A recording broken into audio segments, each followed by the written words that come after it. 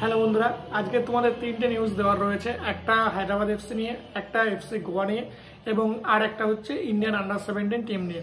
তো প্রথমেই Indian under 17 টিমের কথাটা বলে নিই। তো ইন্ডিয়ান আন্ডার 17 টিম কিন্তু একটা ফ্রেন্ডলি ম্যাচে নেমেছিল ইন্দোনেশিয়ান আন্ডার 17 টিমের বিরুদ্ধে এবং এই ম্যাচটা কিন্তু ইন্ডিয়া 1-0 গোলে জিতে নিয়েছে।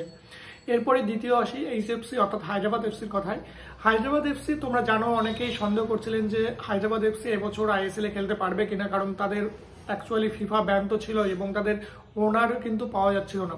এইবার কিন্তু সেই প্রবলেমটা সলভ হয়ে গেছে। বিসি জিন্দাল গ্রুপ কিন্তু হায়দ্রাবাদ এফসির ওনার হয়েছে। 24 আগস্ট তাদের মধ্যে টার্ম শিট সাইন হয়েছে। তো আইএসএল খেলতে আশা করা যায় যে আর কোনো বাধা থাকলো না এবং নতুন নতুন ফুটবলার কিন্তু এইবার টিমে আসবে, কারণ ফিফা ব্যান তোলার জন্য অলরেডি কিন্তু বিসি জিন্দাল গ্রুপ চেষ্টা করা শুরু করে দিয়েছে। এবার আসি থার্ড নম্বর যেটা রয়েছে সেটা নিয়ে।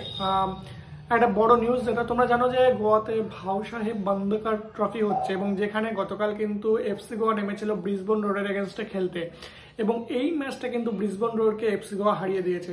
যদিও ব্রিসবেন রোডের কিন্তু একটা রেড কার্ড হয়েছিল প্রথমার্ধে এবং তারপর দ্বিতীয়ার্ধের 51 মিনিট নাগাদ কিন্তু আরমান্দো সাদিকু এফসি গোয়ার হয়ে গোলটা করেন এবং এই গোলেই কিন্তু ম্যাচটা জেতে এফসি গোয়া।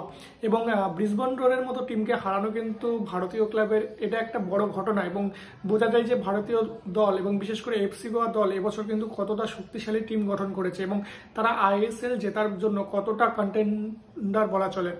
তো বেশ ভালো নিউজ এটা ভারতীয় ফুটবলের জন্য অবশ্যই।